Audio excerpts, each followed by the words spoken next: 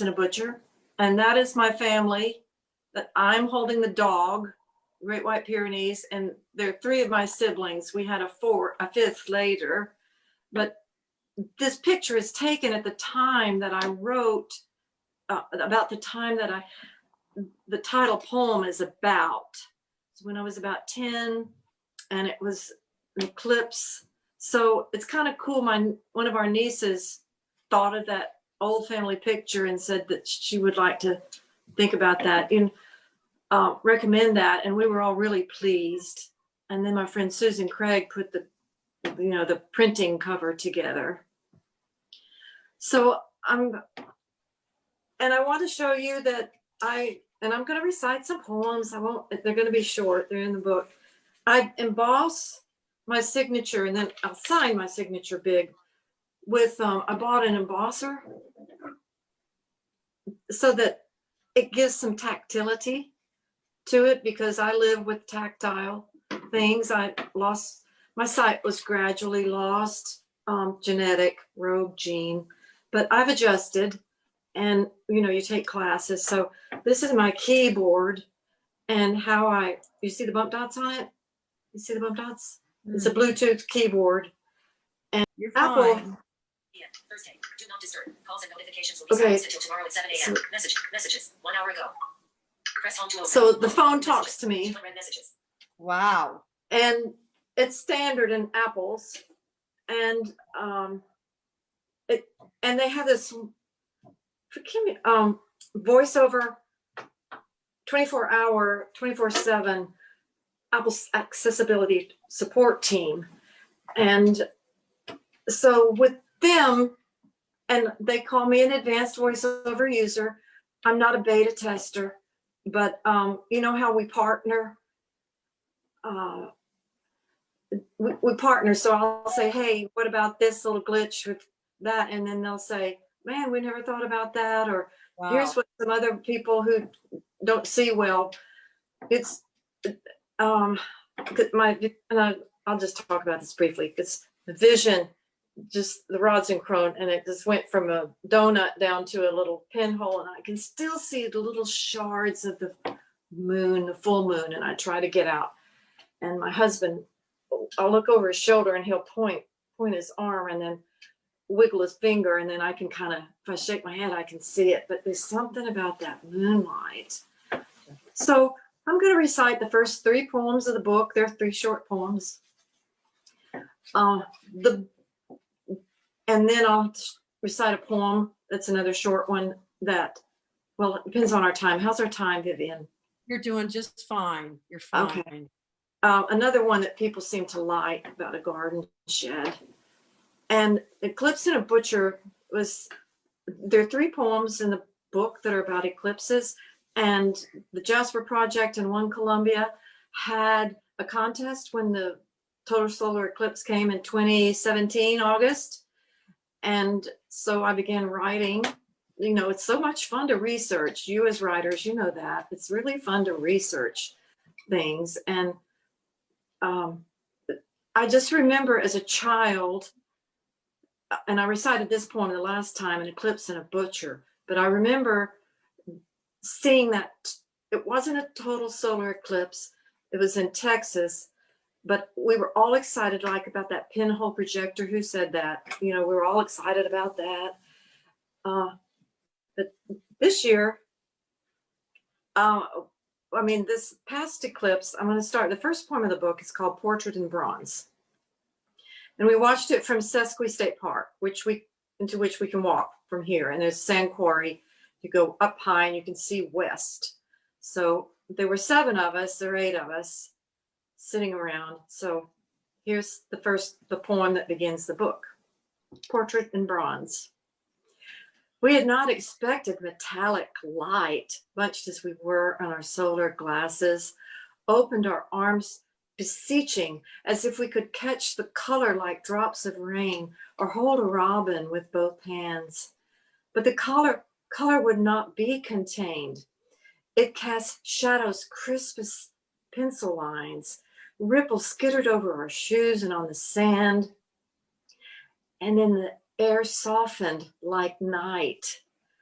clouds rouged the horizon, and then it was gone. So Ed Madden helped me edit that poem. I had some more to it, but he kind of he suggested, he was a great editor too, because I would start asking too many questions, and he would tell me, Ann, you're the poet. You can do this. You can do this. So drop some, like a last couple of lines in it. I learned so much during that process.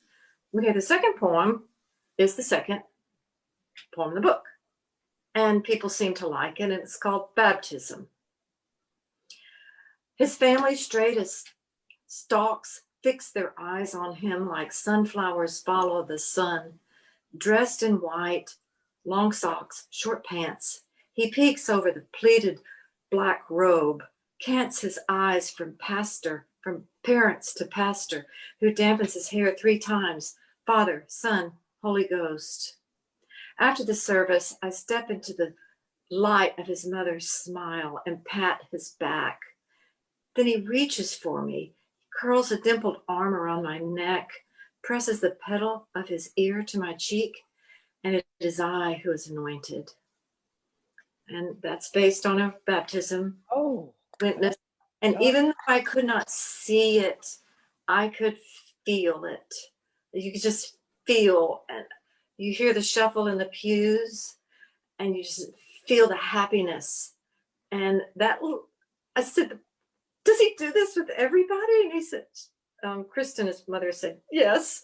That poem was accepted into Fall Lines. Okay, the third poem is called 3 Dreams.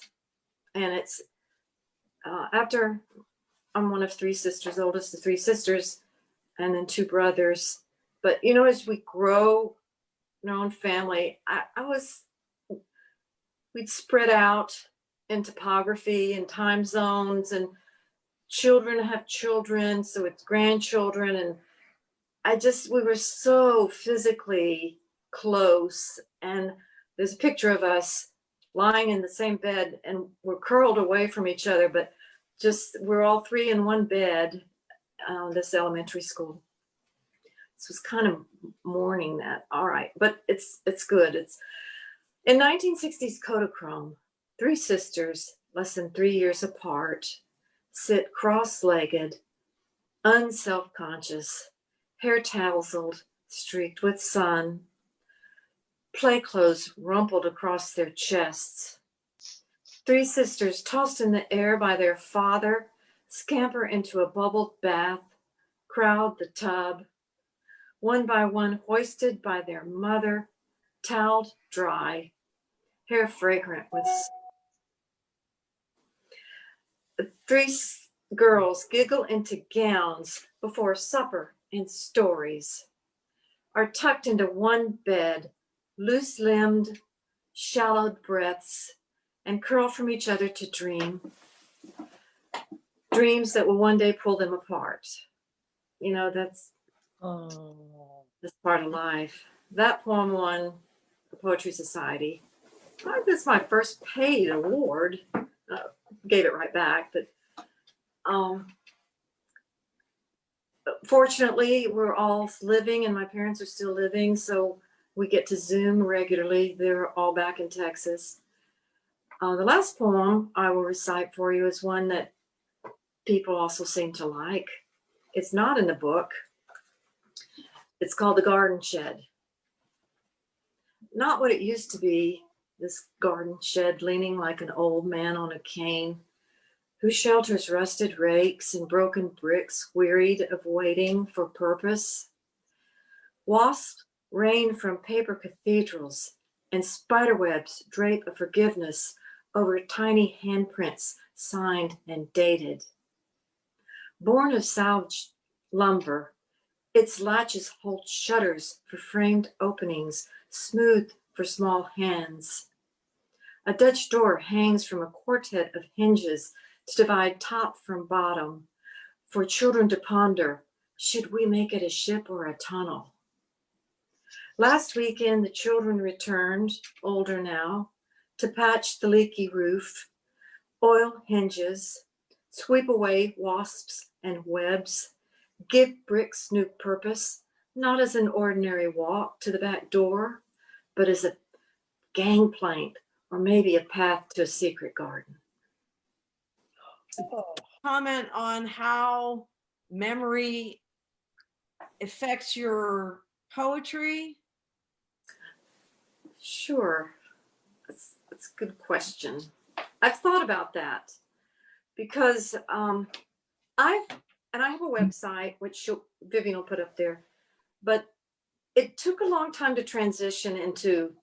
I went through low vision. First, it's the shock of the diagnosis, but and I'll get to your question. It's related, but we were pleased to have a diagnosis. We knew to prepare, and the great physicians, great ophthalmologists coached us through, and they said you'll have time to prepare, so you can take classes. And so I do have the privilege of a visual memory, but as I've adapted through low vision and large print and big lines on the paper and magnifiers and flashlights and transition to blindness, it's like I crossed the river and I can actually say the name. But my point is that I've developed more senses. I've become more aware, and memory is one of my most muscular senses. The last time I counted, I think it was a dozen. It could have been 14. But the sense of memory is one. And of course, but it's a sense of attention. It's a sense of orientation. It's a sense of, my place in the world, like north, south, east, west. I can tell, read it by which way the sun shines. And sometimes I ask my husband, what does the sky look like? But I have a moon app, so I can trace the app. But I was privileged, and of course, common sense and a sense of humor. I had to throw those in. But it's the touch, the tactility is not just with your fingers. It's with your skin. It's with my feet. It's a sense of space. Because I go by the echo. If I go by a car, I can hear that. So I just happen to want to write those poems. My parents are still living. My poetry makes them very happy. It pleases them. Sometimes my mother cries. And that is, so I write so much for them. And then when people respond, how we're all writers, how we respond in kind, if someone is encouraging. And I want to leave people, I want people to feel, really feel touched by the poem, maybe sprung a coil of energy, of affirmation. That's what I'm aiming for. And plus, like you said, it's the beauty of the language.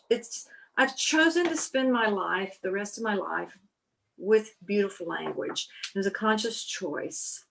So you all can probably understand that. How do you spend your time? So thank you.